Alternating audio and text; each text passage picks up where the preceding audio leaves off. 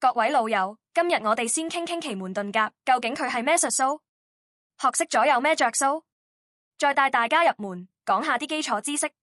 一提術數，好多朋友第一時間諗起嘅肯定係八字、紫微斗數、玄空飛星呢啲。至於奇門遁甲，可能聽都聽得少，更加唔使講識啦。咁呢門聽落有啲巴閉嘅術數，到底有咩來頭？奇門遁甲，古代頂流術數，仲有神仙故事。其實奇門遁甲係古代三式之一，同太乙神數、六壬神課齊名，來頭好大，源自河圖同樂書，喺術數界可以話係天花板級別。講到佢嘅由來，仲有個好勁嘅傳說。上古時期，皇帝同蚩尤打仗，打咗好耐都打唔贏，正一籌莫展嘅時候，天上突然掉低個仙女落嚟，佢自稱九天玄女，話受西王母所託，專登嚟傳奇門遁甲兵書俾皇帝，幫佢解圍。皇帝當然開心到爆，即刻叩頭多謝。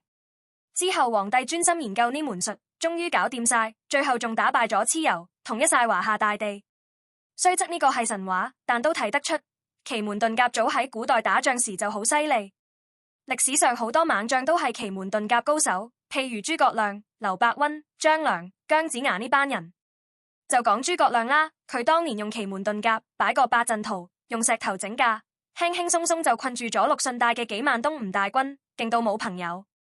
正因為佢喺軍事上咁犀利，古代皇帝驚有人學咗之後謀反，就定咗規矩，只有皇室子弟先可以正正式式學，平民百姓想都唔好諗。所以後嚟奇門遁甲就有個威水名帝王之術。講到呢度，肯定有朋友問：而家都係 AI 年代啦，學呢啲仲有用咩？ AI 年代學都唔 out， 核心係幫你揀啱路。大家唔好以為佢老舊啊。奇門遁甲喺我哋日常生活入面用到嘅地方多到你唔信，好多實際問題都幫到你解決。佢實質上係一門運籌學，講白啲就係幫你揀最順嘅時間，用最啱嘅方法做嘢，最後攞到最理想嘅結果。簡單嚟講，你可以用佢調整件事嘅走向，達到自己想要嘅目標。舉個例子，有個男仔想約心儀咗好耐嘅女仔，仲想趁機表白，等對方都中意自己。佢就可以靠奇門遁甲揀個最靚嘅約會時間同地點，再跟住提示襯衫，注意言行舉止。咁樣準備好，約會成功嘅機會一定大增。呢個就係運籌嘅威力。唔淨止拍拖，就算係談生意、投標、搞合作呢啲嘢，一樣用得着。係咪覺得好神奇？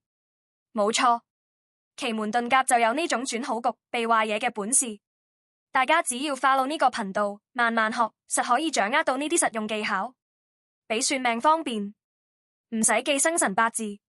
好多朋友都試過算命啦，算命師傅通常都要你報出生日期、年、月、日、時，即係所謂嘅生辰八字。但如果記唔清自己嘅八字，算出來嘅結果可能就唔準。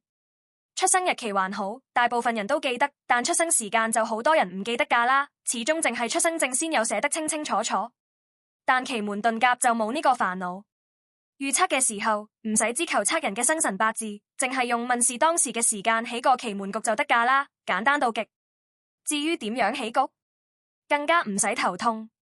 你只要落個奇門起局嘅手機 App 或者電腦軟件，輸入問事嘅年、月、日、時，佢就會自動生成奇門局，零難度。再舉個例俾大家睇下奇門局係點樣嘅。有位師奶最近成日同老公嗌交，兩個人心情都好差，成日黑口黑面。過咗1個多月，佢好驚婚姻會出大問題，就嚟問事。佢問事嘅時間係2010年10月22日下晝1點半，用呢個時間起局，就會有一個奇門盤局出嚟。可能有朋友一睇盤局，見到上面一大堆字，亂七八糟，就慌啦。唔使急，跟住我呢個頻道慢慢聽，遲啲你實會睇得明。入門先學3件事，盤局嘅基礎嘢。今日我哋先搞掂奇門盤局最基礎嘅3樣嘢。時間要轉成天干地支，譬如先頭個例子，2010年10月22日下晝1點半，轉成天干地支就係庚寅年、丙戌月、月字日、癸未時。呢個轉法唔使你自己算，手機會自動搞掂。大家睇呢個組合，上面嗰部分係天干，比如庚丙；下面嗰部分係地支，比如壬戌未。奇門遁甲主要睇天干，地支只係輔助。之後我哋會成日分析天干嘅作用。盤局跟住九宮八卦嚟，之前講過，奇門遁甲源自河圖同樂書，所以佢嘅盤局係九宮八卦嘅樣式，每個宮位都有個固定數字。無論係上下、左右定係對角嘅3個宮位，數字加埋都係15，淨係中間嘅中五宮冇卦，整體就叫九宮八卦。呢個係奇門遁甲嘅核心基礎，重要到極。每個宮位有對應五行九宮八卦入面嘅每個宮位，都對應金、木、水、火、土其中一種五行，具體對應如下：坎一宮屬水，坤二宮屬土，震三宮屬木，巽四宮屬木，中五宮屬土，干六宮屬金，對七宮屬金，艮八宮屬土，離九宮屬火。大家可能會發現，九個宮位入面，淨係一個屬水，一個屬火，屬木同屬金嘅各有兩個，屬土嘅就有三個。點解會咁？呢個就係古人嘅智慧啦。佢哋知水同火如果太多，好容易搞出災難，比如水災、火災，傷害太大，所以各留一個就夠啦。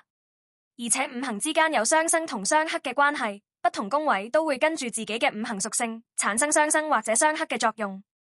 五行相生嘅順序係金生水，水生木，木生火，火生土，土生金；相克嘅順序係金克木，木克土，土克水，水克火，火克金。大家可以記個小技巧，用圖示幫手記，外圍順時針轉就係五行相生，中間相對嘅宮位就係五行相克。呢個生克規律一定要記實，之後用奇門遁甲嘅時候成日會用到。今日嘅內容就先到呢度，下一集開始我會詳詳細細講俾大家聽奇門遁甲點樣預測婚姻感情問題，仲有對應嘅運籌方法，大家千祈唔好走漏眼。如果對今日嘅內容有咩唔明，或者有想了解嘅話題，隨時喺下面留言。我哋下一集再傾。